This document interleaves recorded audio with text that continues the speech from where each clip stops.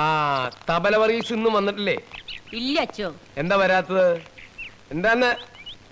അവന്റെ ഭാര്യ പഴവങ്ങാട് ആശുപത്രിയില് പ്രസവിച്ചു കിടക്കുകയാണ്. എന്താ പ്രസവം, കാണേണ്ട കാഴ്ചയാണ് അച്ചോ. ഒറ്റ പ്രസവത്തിൽ 3 കുട്ടികൾ. അവനന്ന് 3 മാസത്തെ ലീവ് എടുത്തപ്പോഴേ ഞാൻ വിചാരിച്ചതാ പ്രശ്നമാവൂന്ന്.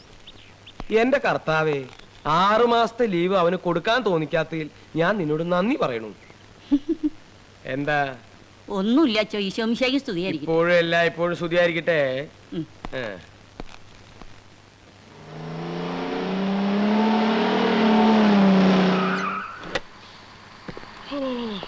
ഒരുപോലെ കണ്ണടച്ചിട്ടില്ല പണ്ടാരം ഉടങ്ങാൻ. ആനയുടെ പുറത്ത് കയറ്റാൻ കണ്ട സമയം. അടുത്ത പരിപാടിക്ക് പോകുമ്പോ സ്റ്റെപ്പിന് ഇല്ല, ഞാൻ വണ്ടിക്കകത്ത് കയറൂല.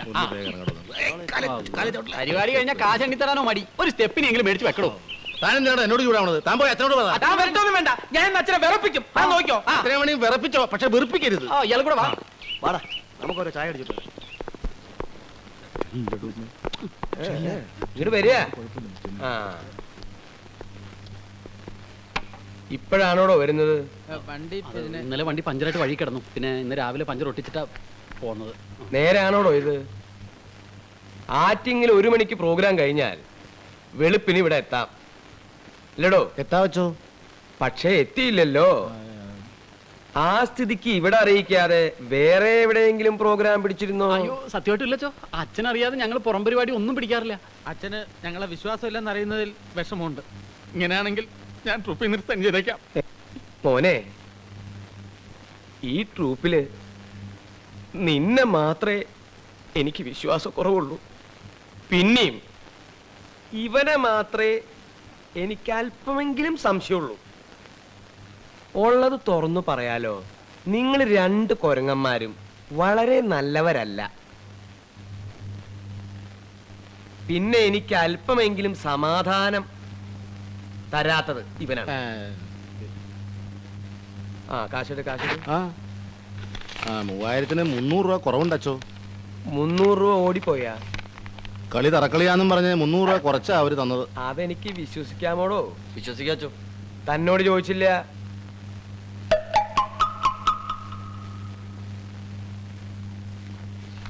പതിനെട്ടാം തീയതി കാഞ്ഞൂര് പള്ളിയിൽ ഒരു കളിയുണ്ട്. ഫാദർ ബെനഡിക്റ്റ് വിളിച്ചു പറഞ്ഞതാ. പള്ളിയിലാവുമ്പോ അമ്പലക്കളി പോലെ തറക്കളി പാടില്ല. അച്ചോ, വണ്ടിക്കൊരു സ്റ്റെപ്പിന് വേണമായിരുന്നു. അതേടാ മോനെ, നിങ്ങൾക്ക് എല്ലാവർക്കും ഓരോ സ്റ്റെപ്പിന് വേണമെന്ന് എന്റെ മനസ്സ് പറയണു.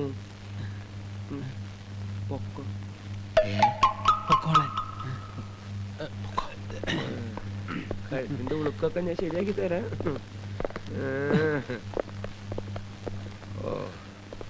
അയ്യോ, സിനിമ കാണാൻ പോവാനോ? ഞാനില്ല. അച്ഛൻ അറിഞ്ഞ പിന്നെ ഇങ്ങനെ എല്ലാ കാര്യത്തിനും അച്ഛനെ പേടിച്ചാലൊന്നും കാര്യം നടക്കില്ല. കുറച്ച് ഗട്സ് വേണം. എന്നെ കണ്ടുപഠിക്ക്. ഒരു അച്ഛൻ ചേട്ടൻ ഇതൊക്കെ പറയാം. എനിക്ക് എന്റെ സ്വന്തം അച്ഛന്റെ കാര്യം കൂടി നോക്കണം എന്ന് പറഞ്ഞാൽ എങ്ങനെയാ? നീ ഇങ്ങനെ പേടിച്ച അയ്യോ അച്ഛനോ, അച്ഛനെ പോന്നു.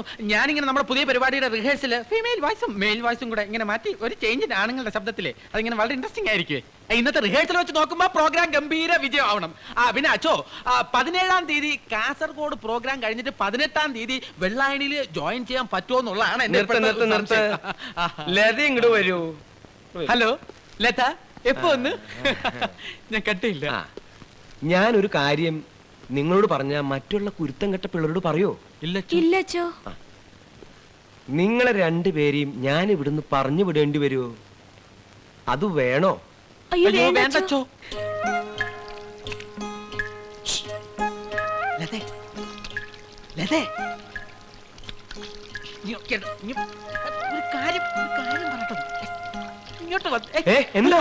ലതയാണെന്ന് തെറ്റിദ്ധരിച്ചാ എങ്ങനെ ഉണ്ടാവും അറിയാൻ നോക്കിയതാ. കർത്താവേ, അപ്പൊ ഇവിടെ ഇക്കളിയും തുടങ്ങിയ.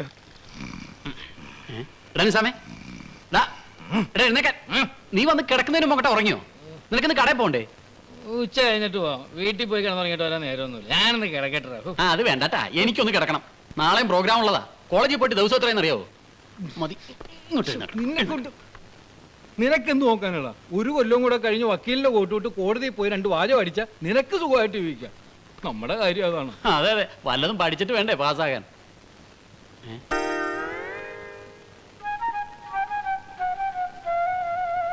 ഇതെവിടെ നടാ? ഇത് ഇന്നലെ പ്രോഗ്രാം നടന്ന സ്റ്റേജിലിരുന്നതാ. ഓ ഇവനെ കൊണ്ട് എവിടെ ചെന്നാലും എന്തെങ്കിലും ചൂണ്ടിയില്ലെങ്കിൽ നിനക്ക് ഉറക്കം വരില്ല അല്ലേ?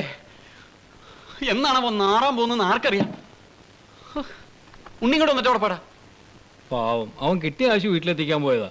വീടിന് വേണ്ടി ഒരുപാട് കഷ്ടപ്പെടുന്നുണ്ട്. മല്ലികയുടെ കാര്യത്തിന് ആ നാരായണൻ ഇന്നും വന്നിരുന്നു. അവരൊരു 15 പവൻ ചോദിക്കുന്നെന്നാ പറഞ്ഞത്. നിനക്കിന്ന് സ്കൂളിൽ പോണ്ടേ? ഇന്ന് സമരാണ്. രമണി, കുറച്ച് വെള്ളം. എല്ലാം കൂടി തപ്പിപ്പെറുക്കിയ ഒരു 5-8 പവൻ ഇവിടെ കാണും. ഒരു കമ്പനി പണിക്കാരനാവുമ്പോ ഇത് വളരെ കുറവാ. വേലികെട്ടുകാരന് കൊടുക്കണം 10-25 പവൻ. അവർക്ക് ഇവളെ ഇഷ്ടപ്പെട്ടതുകൊണ്ടാ.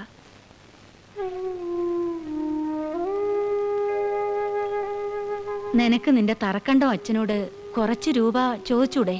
അച്ഛൻ്റെ അടുത്ത് ചോദിച്ചാൽ കൂടിപ്പോയ 1000 രൂപ കിട്ടും. അതുകൊണ്ട് എന്താവാനാ? ആ, വേറെന്തെങ്കിലും വഴിയുണ്ടോ നോക്കട്ടെ. ശരിക്കും കെട്ടണേ നേരാണ്, ഇല്ലെങ്കിൽ വഴിയിൽ നിന്ന് പിറക്കാനേ നേരം ഉണ്ടാവുള്ളൂ. ശരിയെണ്ണ. അവന്മാരെ മൂന്നിനെയും കണ്ടില്ലല്ലോ. പോണ്ടേ? ആ, അത് പറയാൻ വിട്ടുപോയി. ജിമ്മി അവന്റെ അങ്കിളിന്റെ വീട്ടിൽ പോയിട്ട് പ്രോഗ്രാം സ്ഥലത്ത് എത്തിക്കൊള്ളാന്നാ പറഞ്ഞത്. ഇട ഇവന് ഈ ആലുവയിൽ എന്തോ ചുറ്റിക്കളിയുണ്ട്. ഇടയ്ക്കിടയ്ക്ക് ഒരു അങ്കിളിന്റെ വീട്ടിൽ പോക്ക്. അങ്ങോട്ട് പോകുമ്പോഴും ആലുവ, ഇങ്ങോട്ട് വരുമ്പോഴും ആലുവ. അന്ന് മുങ്ങിയ പോലെ ആവുമോ അവനൊന്നും? നിന്റെ കരുനാക്കുണ്ട്. എവിടെയായിരുന്നു? ഇനി ട്രൂപ്പിലേക്ക് വേറെ ആളെ നോക്കിയോ. ഇവന് സിനിമയിൽ അഭിനയിക്കാൻ ഒരു ചാൻസ് കിട്ടിയിട്ടുണ്ട്. കൺഗ്രാചുലേഷൻസ്. മലയാള സിനിമയുടെ കഷ്ടകാലം ആരംഭിച്ചളിയാ. കണ്ട ആപ്പ പടമൊന്നുമല്ല, അവാർഡ് പടവാ. അവാർഡ് പടമായതുകൊണ്ട് നീ പിന്നെ വായ തുറക്കേണ്ടി വരില്ല. അത് ഭാഗ്യം. ഞാൻ ഇതുവരെ നിങ്ങളടുത്ത് പറഞ്ഞില്ലെന്നേ ഉള്ളൂ.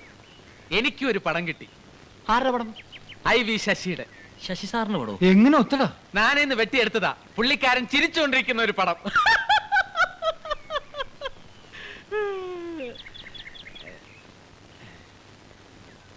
ചിലപ്പോ ഞാൻ ഇങ്ങനത്തെ തല്ലിപ്പൊളി വിറ്റുകളും അടിക്കും.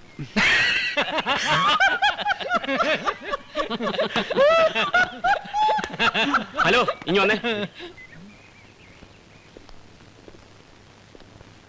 അച്ഛനുണ്ടോ? ഇല്ല, അച്ഛൻ മരിച്ചുപോയി. അയ്യോ, ഞാൻ അറിയില്ലല്ലോ.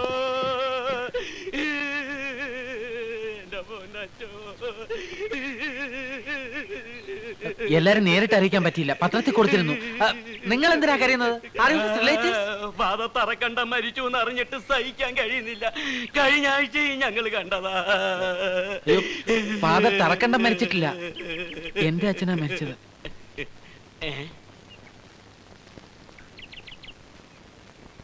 അച്ഛനെ കാണേണ്ട കാര്യം എന്താ? നിങ്ങളുടെ മിമിസ് പരേഡ് ബുക്ക് ചെയ്യാമെന്നാ. ആ ബാഗിങ് തന്നെ. ചേട്ടാ, ഒരു മിനിറ്റ്. എന്നാ പ്രോഗ്രാം? അടുത്ത 5-ാം തീയതി കടുത്തുരുത്തിയില്ല. അപ്പോഴേ ഇവിടത്തെ റേറ്റ് 3000 രൂപയാ. ഒരു 2000 രൂപ ഞങ്ങൾക്ക് തന്നാ മതി. കലാദർശനയുടെ പേരിലല്ലാതെ ഞങ്ങൾ തന്നെ വന്ന് പ്രോഗ്രാം നടത്തി തരാം. പ്രോഗ്രാം ഇത് തന്നെ. വേണ്ട വേണ്ട, ഞങ്ങൾ വികാരിയച്ഛന്റെ കത്തുമായിട്ടാണ് വന്നിരിക്കുന്നത്. ഞങ്ങൾ അച്ഛനെ കണ്ട് ബുക്ക് ചെയ്തോളാം. 1000 രൂപ ലാഭം ഉണ്ടായി കൊടുക്കാന്ന് വെച്ചപ്പോ യവന്മാരൊക്കെ വെറും കൊരങ്ങന്മാര് തന്നെ. അവന്മാരെ നോട്ട് ചെയ്ത് വെച്ചു. ഈ പ്രോഗ്രാം നമുക്ക് കോളമാക്കി കൊടുക്കാം. എന്നിട്ട് വേണം ഓഡിയൻസ് നമ്മളെ എടുത്തിട്ട് ഇടിക്കാൻ. എടാ, ആ പോണവന്മാരെക്കാളും കുരങ്ങനാണല്ലോടാ. 12,000 രൂപ വെറുതെ പോയി.